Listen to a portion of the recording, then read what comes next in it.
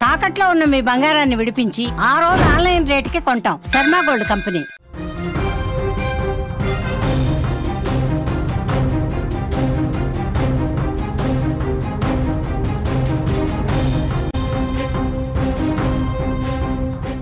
Welcome to Suman TV.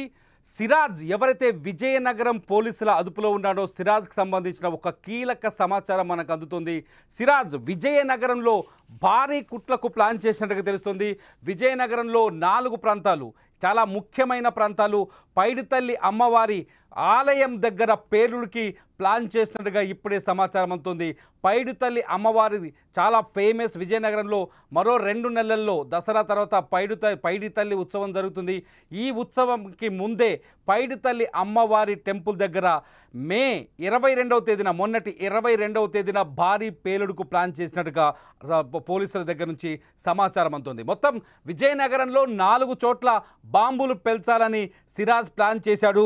ఒకటి పైడితల్లి ఆలయం, రెండోది వచ్చేసి railway station, Vizianagaram railway station, అక్కడ కూడా పైడితల్లి అమ్మవారి 2వ ఆలయం ఉంటుంది, అక్కడ కూడా పేలుడు జరపాలని ప్లాన్ చేశాడు.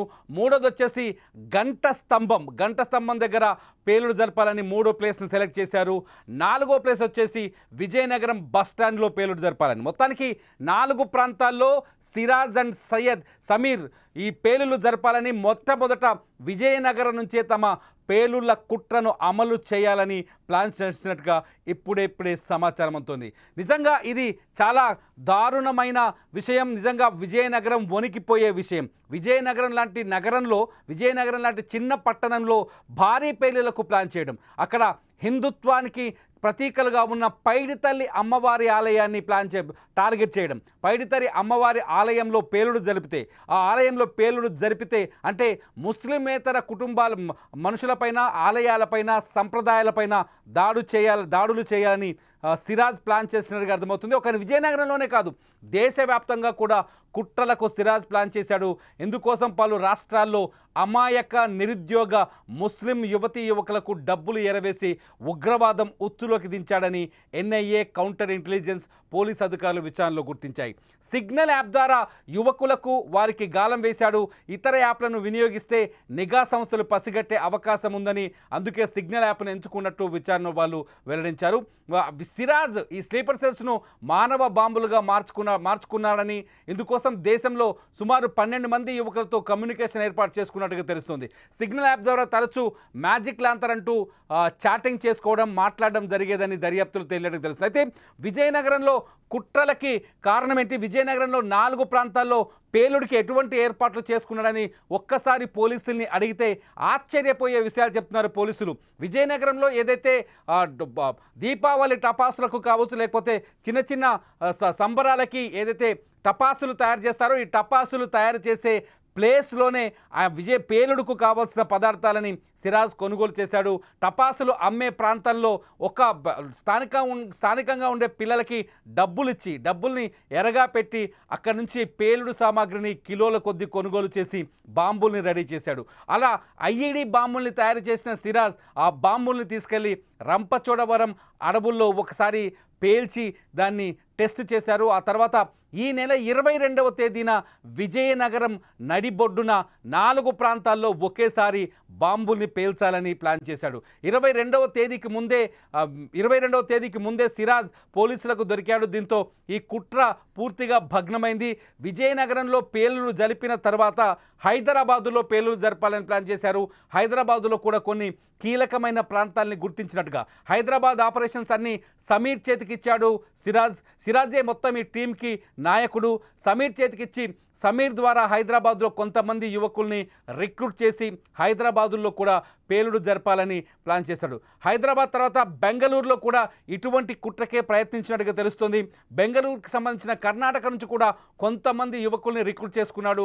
ఆ యువకులకి సిగ్నల్ యాప్ ద్వారా కావచ్చు, లేకపోతే ఇతర సోషల్ మీడియా అకౌంట్స్ ద్వారా వాళ్ళకి టచ్లోకి వెళ్ళాడు. బెంగళూరులో ఎక్కడైతే పేలులు జరపాలనుకున్నారో ఆ ప్రాంతాల్ని ఇప్పటికే గుర్తించారు. బెంగళూరు, ముంబై, అలాగే చెన్నై కూడా టార్గెట్ చేశాడు సిరాజ్. ఎక్కడో విజయనగరంలో కూర్చొని మొత్తం దేశవ్యాప్తంగా ఎక్కడెక్కడ పేలులు జరపాలి, ఏ టైంలో పేలులు జరపాలి, ఏ టైంలో బ్లాస్ట్లు చేయాలి అనే ఒక మాస్టర్ ప్లాన్ని రెడీ చేశాడు. ఈ దుబాయ్ నుంచి ఇద్దరు వ్యక్తులు ఎవరైతే మసాజ్ అట్లాగే ఇద్దరు వ్యక్తులు ఎవరైతే ఉన్నారో వాళ్ళ దుబాయ్ నుంచి ఫండింగ్ తీసుకొని ఆ ఫండింగ్ ద్వారా ఈ బాంబుల తయారీకి కావాల్సిన పేలుడు పదార్థాన్ని తీసుకున్నట్టుగా తెలుస్తుంది. అయితే సిరాజ్ కుటుంబం, Siraj family complete police family, Siraj తండ్రి కూడా పోలీస్ డిపార్ట్మెంట్లో పనిచేస్తున్నాడు. దీంతో సిరాజ్ ఇంత ఉన్మాదంతో, ఇంత ఉగ్రవాదంతో ఉన్నాడని, ఇంత పగతో, దేశం పైన పగతో రగిలిపోతున్నాడని ఎవరు గుర్తించలేకపోయారు. సిరాజ్ తండ్రి పోలీస్ అధికారి కావడంతో సిరాజ్ కూడా ఈ దేశభక్తుడని విజయనగరం వాసులు నమ్మారు. సిరాజ్ ఒక ఇంటిని అద్దెకు తీసుకొని, ఫ్యామిలీ నుంచి దూరంగా వెళ్ళి ఒక ఇంటిని అద్దెకు తీసుకొని అక్కడ ఈ ఉగ్రవాద కార్యకలాపాలు మొదలుపెట్టాడు. ఆ ఇంట్లో ఉంటూ దేశంలోని వివిధ ప్రాంతాల్లో పేద ముస్లిం పిల్లలుంటే వాళ్ళని టచ్లోకి వెళ్ళి, మదర్సాలో చదువుకునే పిల్లల్ని వాళ్ళని టచ్లోకి వెళ్ళి వాళ్ళతో ఫోన్లో మాట్లాడుతూ, సిగ్నల్ యాప్ల ద్వారా మాట్లాడుతూ వాళ్ళలో ఉన్మాదాన్ని నూరిపోసే ప్రయత్నం చేశాడు. ఇలా మొత్తం దేశవ్యాప్తంగా 20 మందిని రిక్రూట్ చేసుకున్నాడు సిరాజ్. ఆ 20 మంది ద్వారా దేశవ్యాప్తంగా బాంబు పేలులు జరపాలని ప్లాన్ చేశాడు. అంతేకాదు ఆ 20 మందిలో ఒక 12 మందిని మానవ బాంబులుగా మార్చాలనుకున్నాడు. సూసైడ్ బాంబర్స్గా మార్చి జనసంద్రం ఎక్కువగా ఉన్న చోట, లేకపోతే హిందూ దేవాలయాలు, లేకపోతే ఇతర ముస్లిమేతర కమ్యూనిటీలో ఎక్కువగా జమ అయ్యే చోట, గుమిగూడే చోట మానవ బాంబుల్ని పేల్చాలని ప్రయత్నించాడు. ఇటు విజయనగరంలో ఒక్కసారిగా విజయనగరంలో ఉంటూ సిరాజ్ పైడితల్లి అమ్మవారికి పూజలు చేసేందుకు భారీ ఎత్తున ఇక్కడ జనం తల్లి వస్తారు. మనం ఫైల్ చార్ట్స్లో చూస్తున్నాం. పైడితల్లి సిరిమానోత్సవంలో జనం ఏ స్థాయిలో వస్తారు. ఉత్తరాంధ్రతో పాటు ఒడిస్సా నుంచి కూడా భారీ ఎత్తున ఇక్కడికి భక్తులు వస్తారు. అమ్మవారి సిరిమానోత్సవాన్ని కల్లారా తిలకించి ఎంతో తన్వయం పొందుతారు. ఇటువంటి సిరిమానోత్సవాన్ని కూడా బెదిరింపులతో, ఇటువంటి సిరిమానోత్సవానికి కూడా భయాన్ని అంటగట్టాలని ప్లాన్ చేశాడు సిరాజ్. సిరిమానోత్సవంలో విజయనగరం వీధులు ఖాళీగా కనిపించవు. సిరిమానోత్సవం రోజు జనంతో కిక్కిరిసిపోతాయి. ఆ వీధుల్లో బాంబులు పేలిస్తాయి. ఆ వీధుల్లో ఉగ్రవాద కార్యకలాపాలు చేపట్టి బాంబులు పేలిస్తే సిరిమానోత్సవాన్ని బెదిరించవచ్చు, జరగకుండా చూడాలి అన్నది సిరాజ్ మొదటి ప్లాన్ లాగా తెలుస్తుంది. తను ఉంటున్న విజయనగరంలోనే విధ్వంసం చేస్తే ఖచ్చితంగా తనకి అంతర్జాతీయ ఉగ్రవాద సంస్థల నుంచి కాంటాక్ట్స్ వస్తాయని, అంతర్జాతీయ ఉగ్రవాద సంస్థలు తనని కాంటాక్ట్ చేస్తాయని సిరాజ్ ఒక దుర్మార్గమైన ఆలోచన చేశాడు. ఆ దుర్మార్గమైన ఆలోచనలో భాగంగా అమ్మవారి సిరిమానోత్సవాన్ని టార్గెట్ చేసినట్టుగా సమాచారం ఉంటుంది. సిరిమానోత్సవంలో అమ్మవారి టెంపుల్, పైడితల్లి అమ్మవారి టెంపుల్తో పాటు Vizianagaram railway station, Vizianagaram bus station, Vizianagaram Ganta tower ఏదైతే ఉందో, గంటా స్తంభం ఉందో, ఈ 4 ప్రాంతాల్లో బాంబులు పేల్చి విజయనగరాన్ని రక్తసిక్తం చేయాలని ప్లాన్ చేశాడు సిరాజ్. కానీ మే 22వ తేదీని దీనికి ముహూర్తంగా ఫిక్స్ చేశాడు. మే 22వ తేదీన ఒక ప్లాన్ ప్రకారం, ఒక పద్ధతి ప్రకారం బాంబులు పేల్చి విధ్వంసాన్ని సృష్టించాలని ప్లాన్ చేశాడు. విజయనగరంలో గనక ఈ పైలట్ ప్రాజెక్టు ఓకే అయితే, ఈ పైలట్ ప్రాజెక్టు సక్సెస్ అయితే ఆ తర్వాత హైదరాబాద్ నగరాన్ని టార్గెట్ చేయాలనుకున్నాడు. హైదరాబాద్లో కూడా ఇప్పటికే 6 వ్యక్తులతో ఒక టీం తయారు చేసి వాళ్ళని కూడా ఈ పేలుళ్లలో ఇన్వాల్వ్ చేయాలనుకుంటారు. నిన్ననే ఎన్ఐఏ ఈ కేసుని, సిరాజ్ అండ్ సమీర్ కేసుని ఎన్ఐఏ స్వాధీనం చేసుకుంది. సమీర్, సిరాజ్ని మరోసారి, ఇప్పటికే కస్టడీ ముగిసింది వీళ్ళకి, పోలీస్ కస్టడీ, మరోసారి ఎన్ఐఏ వీళ్ళని కస్టడీలోకి తీసుకునే అవకాశం కనిపిస్తుంది. ఇవాళ కానీ రేపు కానీ ఎన్ఐఏ వీళ్ళని అదుపులోకి తీసుకొని వీళ్ళు చేస్తున్న కుట్రలకు సంబంధించిన మరింత సమాచారాన్ని కూపీని లాగే ప్రయత్నం చేస్తుంది. ఇప్పటికే ఎన్ఐఏ సిరాజ్ కేసులో ఇన్వాల్వ్ అయ్యింది. సిరాజ్ ఎవరెవరిని స్లీపర్ సెల్స్గా రిక్రూట్ చేశారు, వాళ్ళు ఏ ప్రాంతాల్లో ఉన్నవాళ్ళు, ఎవరెవరు సిరాజ్తో సోషల్ మీడియా ద్వారా సంప్రదింపులు జరిపారు అనే అంశాన్ని పరిశీలిస్తోంది. హైదరాబాదులో కూడా 2 రోజుల క్రితం ఎన్ఐఏ కీలక సోదాలు జరిపింది.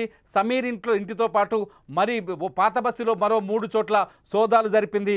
సిరాజ్తో టచ్లో ఉన్న వాళ్ళందరి ఎక్కడెక్కడ ఉన్నారో వాళ్ళ చిరునామాలు వెతుకుతోంది ఎన్ఐఏ. ఇటు ఇతర రాష్ట్రాల్లో కూడా, పక్క రాష్ట్రాల్లో, మహారాష్ట్రలో కూడా సిరాజ్కి సంబంధించిన ఆనవాళ్ళు ఉన్నట్టుగా తెలుస్తోంది. మధ్యప్రదేశ్లో కూడా సిరాజ్తో టచ్లో ఉన్న యువకులు కొందరు ఉన్నారని తెలుస్తోంది. వాళ్ళను కూడా వేటాడుతోంది ఎన్ఐఏ. 2 రోజులకి నిన్ననే వరంగల్లో కూడా 2 వ్యక్తులని అదుపులోకి తీసుకున్నారు పోలీసులు. సిరాజ్తో ఆ ఇద్దరు టచ్లో ఉన్నారని, వరంగల్లో కూడా విధ్వంసానికి ప్లాన్ చేసి ఉంటాడా సిరాజ్ అనే ఒక ఆందోళన మాత్రం కనిపిస్తుంది. మొత్తానికి సిరాజ్ ఇంజనీరింగ్ చదువుకొని బుద్ధిగా ఉద్యోగం చేసుకోవాల్సిన సిరాజ్ ఉగ్రవాదిగా మారి ఈ దేశంలో విధ్వంసాన్ని సృష్టించాలని ప్లాన్ చేశారు. మొత్తానికి సిరాజ్ పైడితల్లి అమ్మవారి ఆలయాన్ని టార్గెట్ చేయడం ఇప్పుడు భక్తుల్లో ఆందోళన క్రియేట్ చేస్తోంది. చూస్తూనే ఉండండి, సిరాజ్కి సంబంధించిన మరి కుట్రలు ఇంకెన్ని ఉన్నాయి, సిరాజ్ ఇంకా పోలీసుల ముందు ఎన్ని నిజాల్ని బయటకు కక్కుతాడు, ఏ ప్రాంతాల్ని టార్గెట్ చేశారనే అప్డేట్స్ని మీరు సుమన్ టీవీలో రెగ్యులర్గా తెలుసుకోవచ్చు. చూస్తూనే ఉండండి సుమన్ టీవీ లైవ్.